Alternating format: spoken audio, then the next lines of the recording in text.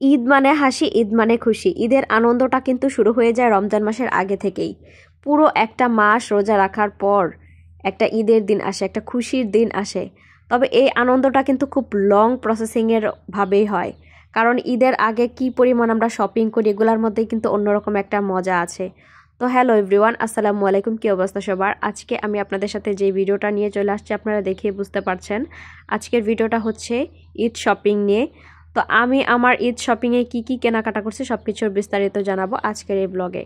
তো আমরা প্রথমেই হচ্ছে গাঙ্গিনাপাড় চলে গেলাম, যেহেতু আমি ময়মনসিংহের মানুষ, আমাদের সকল শপিং হচ্ছে গাঙ্গিনাপাড় থেকেই করা হয়।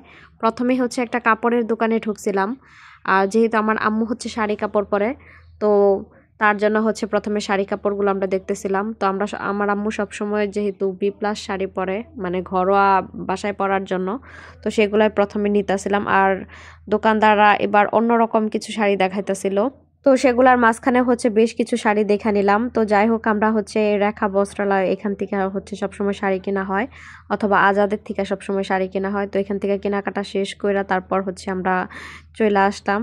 এরপর হচ্ছে আমি কিছু টুকিটাকি হচ্ছে কসমেটিক্স কিনছি, যদিও এক দোকান থেকে সব কিছু নেওয়া হয় নাই, বিভিন্ন দোকান থেকে নেওয়া হয়েছে। আর প্রত্যেকটা দোকানে এত পরিমাণের ভিড় ছিল যে আমি সব কিছুর আসলে ভিডিও তুলতে পারি নাই।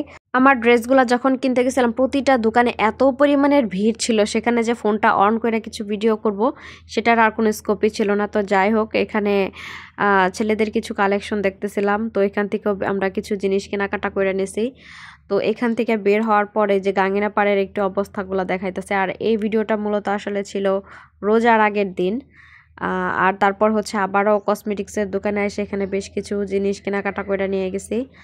আর গাঙ্গিনাপাড় গেলে যেটা হয়, আমার হচ্ছে মিষ্টি তো খাইতেই হবে। এখান থেকে আম্মু আমার জন্য প্রায় 3 থেকে 4 ধরনের মিষ্টি নিয়ে নিছে, মানে আমার তো মিষ্টি অনেক অনেক পছন্দের। তো এখান থেকে বেশ কিছু মিষ্টি নিয়ে গেছি। আর মিষ্টি খাইতে আমার এত পরিমাণের ভালো লাগে কি বলবো। আর আপনারা যারা আমার রেগুলার ভিডিও দেখেন তারা তো জানেনই আমি কি পরিমাণ মিষ্টি খাইতে পছন্দ করি। আর আমি গাঙ্গিনাপাড় সবসময়ই গেলে হচ্ছে মিষ্টির দোকানে যায় ঘুরা আসি, খায়া আসি। তো যাই হোক, তারপর আমার আম্মা হচ্ছে সংসারের মানে কিছু জিনিস কেনাকাটা করছে। সব কিছুই আসলে ভিডিও করতে পারি নাই, জাস্ট টুকিটাকি ভিডিও করতে পারছি। আর আমি তো বললামই আমার শপিংগুলো হচ্ছে কোনো কিছুই ভিডিও করতে পারি নাই, তো সেটা হচ্ছে সারপ্রাইজ থাকুক। তো শপিং করা শেষ হইতে হইতে প্রায় হচ্ছে সন্ধ্যা হয়ে গেছে।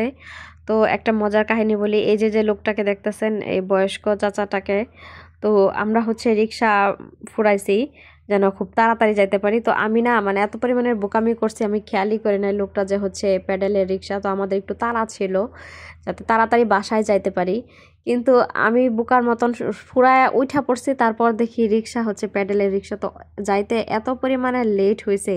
আর এই যে রাতের ময়মনসিংহ শহরটা জাস্ট একটু দেখাইলাম আপনাদেরকে, রাতের বেলা ময়মনসিংহ শহরটা কি পরিমাণে সুন্দর লাগে গাঙ্গিনাপাড়ের।